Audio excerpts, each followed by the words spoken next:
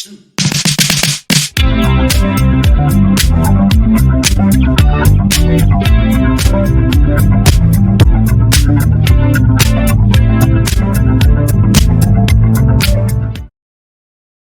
Back. நான் உங்கள் விக்னேஷன். நீங்கள் பார்த்துட்டு இருக்குது விஜா குயிக் யூடியூப் சேனல். இன்றைக்கி நம்ம என்ன டாபிக் பார்க்க போகிறோம்னா, எஸ்கியூஎல் கமாண்ட்ஸில் டிடிஎல் கமாண்ட்ஸுக்கு கீழே இருக்கிற கிரியேட், ட்ராப், ஆல்டர், ட்ரன்கேட் இந்த 4 டாப்பிக்கில் கிரியேட்ன்ற இந்த கமாண்டை பற்றி தான் நம்ம பார்க்க போகிறோம். நம்ம ஆல்ரெடி கிரியேட் டேபிளை பற்றி பேசியிருப்போம் எர்லியர் வீடியோவில். நீங்கள் அந்த வீடியோவை பார்க்கலன்னா ப்ளீஸ் மஸ்ட் வாட்ச். அதை பார்த்துட்டு இங்கே வாங்க, உங்களுக்கு ஒரு ஐடியா கிடைக்கும். ஓகேங்களா? அந்த மாதிரி நீங்கள் வந்து கன்ஸ்ட்ரைன்ட் இந்த வீடியோவை பார்க்கலனாலும் ப்ளீஸ் வாட்ச் பண்ணிட்டு வாங்க. கன்ஸ்ட்ரைன்ட் டேட்டா டைப்ஸ் ரிலேட்டடான வீடியோ நீங்கள் பார்க்கல, மிஸ் பண்ணிட்டீங்க அந்த வீடியோனா அதை பார்த்துட்டு வாங்க. அப்படின்னா தான் உங்களுக்கு அந்த வீடியோ வந்து புரியும். சரிங்களா? அந்த வீடியோக்கான லிங்க்கை நான் டிஸ்கிரிப்ஷனில் கொடுக்குறேன், நீங்கள் யூஸ் பண்ணிக்கங்க. ஓகே, இப்போ வாங்க வீடியோக்குள்ளே போகலாம். Create command. இந்த கிரியேட் கமாண்டை பர்பஸ் என்ன, எப்போ நம்ம யூஸ் பண்ணணும் அப்படின்னா, to create new tables, databases and index and view. நம்ம இந்த டேட்டாபேஸோ ஒரு டேபிளோ கிரியேட் பண்ணணும் அப்படின்ற ஒரு பர்பஸ் இருக்கு அப்படின்னா நீங்கள் வந்து கிரியேட்ன்ற அந்த கமாண்டை நம்ம, சரிங்களா?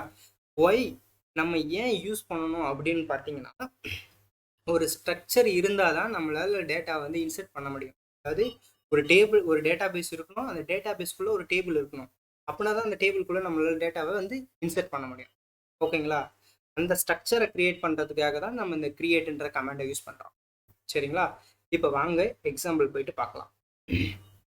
உங்கள் ஸ்டுடியோவை ஓப்பன் பண்ணிக்கோங்க. ஓப்பன் பண்ணிவிட்டு நான் ஆல்ரெடி யூஸ் கமாண்ட் வச்சுருக்கேன்.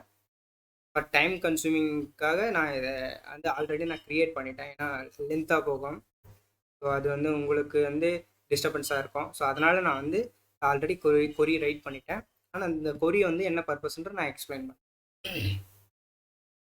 Create table name. ஓகே, நீங்கள் என்ன டேபிள் நேம் வேணாலும் கொடுத்துக்கலாம். இது வந்து டைனாமிக் தான். நீங்கள் என்ன நேம் வேணால் உங்களுக்கு விருப்பப்படுறதை நீங்கள் டேபிள் நேமாக வச்சுக்கலாம். அண்டர் த டேபிள் நேம் நீங்கள் வந்து மல்டிபிள் காலம்ஸ், எம்ப்ளாயி ஐடின்ற ஒரு காலம் கிரியேட் பண்ணியிருக்கேன். அது வந்து இன்டீஜர் டைப் டேட்டா டைப்பாக இருக்குது. கன்ஸ்ட்ரைன்ட் வந்து இது வந்து பிரைமரி கீன்னு நான் மென்ஷன் பண்ணியிருக்கேன். சரிங்களா? So similar way I have created first name, last name, email, age, department ID. சரிங்களா? சிமிலர் வே நான் என்ன பண்ணேன், இதெல்லாம் கிரியேட் பண்ணிட்டேன். அதுக்கப்புறம் நான் என்ன பண்ணியிருக்கேன், இந்த டிபார்ட்மெண்ட்டுன்னு நான் ஒரு ஃபஸ்ட்டு இங்கே வந்து டிபார்ட்மெண்ட் ஐடி வந்து பிரைமரி கீ, ஃபாரின் கீயை அங்கே மென்ஷன். அப்படின்னா நான் இன்னொரு டேபிளை கிரியேட் பண்ணணும். கரெக்டுங்களா? ஸோ அந்த பர்பஸுக்காக நான் என்ன பண்ணுறேன், இன்னொரு டேபிளை டிபார்ட்மெண்ட்டு கிரியேட் பண்ணுறேன். டிபார்ட்மெண்ட் ஐடி வந்து பிரைமரி கீ மென்ஷன் பண்ணிட்டு டிபார்ட்மெண்ட் நேமு அண்டு லொக்கேஷன் இதை வந்து நம்ம கிரியேட் பண்ணியிருக்கோம். சரிங்களா? இப்போது இதில் வந்து ஃபாரின் கீ இந்த கன்ஸ்ட்ரெயின்ட் மென்ஷன் பண்ணிங்கன்னா அந்த நீங்கள் க்ரியேட் பண்ணுற அந்த ஃபாரின் கீக்கு ஒரு நேம் கொடுத்துக்க முடியும் நீங்கள். அது ஏன்னா நீங்கள் வந்து வேணான்னா நீங்கள் ரிமூவ் பண்ணிக்கலாம். அது எப்படின்றத நான் ஆல்டர் கமாண்டில் நான் உங்களுக்கு எக்ஸ்பிளைன் பண்ணுறேன். இப்போ நீங்கள் க்ரியேட் பண்ணும்போது ஏதாவது இஷ்யூ வருது, ஏதாவது ஒரு டேபிள் நேம், காலம் நேம் மாற்றணுன்னா ஒன்றும் ஒரி பண்ணோன்னா நீங்கள் டேபிளை டெலீட் பண்ணணும்னு அவசியம் இல்லை. ஆல்டர் கமாண்ட் யூஸ் பண்ணி நீங்கள் வந்து மாடிஃபை பண்ணிக்க முடியும். அது எப்படின்றத நான் ஆல்டர் கமாண்ட் அந்த வீடியோவில் நான் சொல்கிறேன், அப்கமிங் வீடியோஸில் இருக்கும். ஸோ இந்த வீடியோவில் நீங்கள் வந்து ஒரு டேபிள் எப்படி கிரியேட் பண்ணுறதுன்னு தான் பார்த்துருக்கோம். ஸோ எம்ப்ளாயின்ற டேபிள் கிரியேட் பண்ணிட்டேன், டிபார்ட்மெண்ட் டேபிளும் கிரியேட் பண்ணிட்டேன். சரிங்களா? இப்போ உங்களுக்கு புதுசாக டேரெக்டாக வந்து இந்த வீடியோவை பார்க்குறவங்களுக்கு இந்த இன்ட்டு, பிரைமரி கீ, நாட் நல் இதெல்லாம் ஏன் கொடுத்துருக்கன்ட்டு ஒரு கன்ஃபியூஷன் வரலாம். உங்களுக்கு அந்த மாதிரி டவுட் இருந்தால் எர்லியர் வீடியோ, அந்த டேட்டா டைப்ஸ் ஒரு வீடியோ இருக்கும், அந்த வீடியோவும் கன்ஸ்ட்ரைன்ட்னு ஒரு வீடியோ கிரியேட் பண்ணியிருக்கோம், அந்த வீடியோவும், இந்த 2 வீடியோவும் பார்த்துட்டு இந்த வீடியோவை பாருங்கள், உங்களுக்கு ஒரு கிளாரிட்டி கிடைக்கும். எப்போயுமே ஒரு சடனாக வந்து பார்க்காதீங்க. ஸோ அந்த ஃப்ளோவை ஃபாலோ பண்ணிங்கன்னா தான் உங்களுக்கு வந்து ஈஸியாக அண்டர்ஸ்டாண்ட் ஆகும்.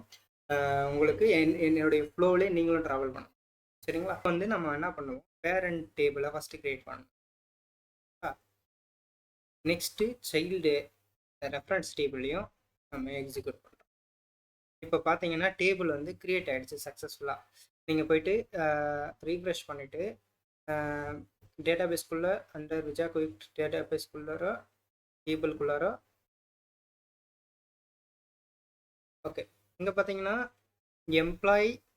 எம்ப்ளாயீஸ் டேபிளும் இருக்குது, டிபார்ட்மெண்ட்டு அந்த டேபிளும் நமக்கு இருக்குது. சரிங்களா? ஸோ இந்த மாதிரி தான் ஒரு டேபிளை க்ரியேட் பண்ணணும். இல்லை சரி, உங்களுக்காக நான் ஒரு வாட்டி நான் ட்ராப் பண்ணி ட்ராப் டேபிள் நேம் சஜஷன் வரும் உங்களுக்கு. சஜஷன்ஸை யூஸ் பண்ணிக்கோங்க, ஏன்னா ஒர்க்கு கொஞ்சம் சீக்கிரமாக முடியும். ஓகேங்களா? ஸோ நீங்கள் என்ன சொல்கிறாங்க பாருங்கள், ஒரு எரர் வந்து த்ரோ பண்ணுது.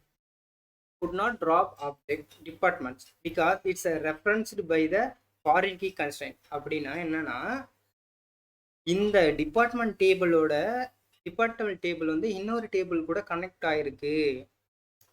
ஸோ அப்படின்னா அந்த டேபிளை வந்து டேமேஜ் பண்ணும். இந்த டேபிளை டெலீட் பண்ணி டேபிள் வந்து டேமேஜ் பண்ணும். அப்படின்னா ஒன்று, நீங்கள் வந்து இந்த டிபார்ட்மெண்ட் ஃபஸ்ட்டு இல்லைன்னா எம்ப்ளாயி டேபிளை வந்து டெலீட் பண்ணணும். அப்படி இல்லைன்னா இந்த ஃபாரின் கீ கொடுத்துங்க பார்த்தீங்களா, இதை வந்து நீங்கள் ரிமூவ் பண்ணணும். சரிங்களா? அந்த எப்படி நான் பண்ணுறதுன்றது அப்கமிங் வீடியோஸில் சொல்கிறேன். இப்போ வந்து நான் என்ன பண்ணுறேன், எம்ப்ளாயி டேபிளை வந்து ஃபஸ்ட்டு நான் டெலீட் பண்ணி எம்ப்ளாயின்ற டேபிளை நான் ஃபஸ்ட்டு டெலீட் பண்ணுறேன். ஓகே, டெலீட் ஆகிடுச்சுங்களா? இப்போ என்ன பண்ணுறேன், நான் டிபார்ட்மெண்ட் டேபிளை டெலீட் பண்ணுறேன். இப்போ த்ரோ பண்ணுமா எரர் அப்படின்னு பார்த்தீங்கன்னா த்ரோ பண்ணலை. ஏன்னா நம்ம வந்து அந்த பேரண்ட் வந்து நம்ம ரிமூவ் பண்ணிட்டோம் ஃபஸ்ட்டு. அதாவது டிபார்ட்மெண்ட்டு தான் ஒரு பேரண்ட்டாக வச்சுருக்கோம், அது கீழே ஒரு சைல்டு க்ரியேட் பண்ணுறோம். அந்த சைல்டுக்கு தான் ஃபாரின் கீ நம்ம மெயின், அப்படின்னா அது சைல்டு. புரியுதுங்களா? எப்பயுமே சைல்டை ஃபஸ்ட்டு டெலீட் பண்ணக்கூடாது, சாரி பேரண்ட்டை ஃபஸ்ட்டு டெலீட் பண்ணக்கூடாது, ஏன்னா சைல்டு அஃபெக்ட் ஆகும். அப்படின்னா கீழே இருந்து சைல்டு தான் ஃபஸ்ட்டு ரிமூவ் பண்ணணும். சரிங்களா? இது வந்து ஒரு பைனரி ட்ரீ மாதிரி தான், டைரெக்டாக போயிட்டு ஒரு பேரண்ட்டை டெலீட் பண்ணக்கூடாது. அண்டர் த பைனரி ட்ரீல கீழே இருக்கிற சைல்டை ஃபஸ்ட்டு டெலீட் பண்ணிவிட்டு அப்புறமா ரெஃபரன்ஸ் டேபிள் டெலீட் பண்ணணும். ஸோ இதுதான் இந்த வீடியோவில் நம்ம பார்க்க வேண்டியது. ஸோ எப்படி உங்களுக்கு ஒரு ஐடியா கிடச்சிருக்கு எப்படி க்ரியேட் பண்ணுறது டேபிள்னு நெக்ஸ்ட் வீடியோவில் நம்ம மீட் பண்ணலாம்.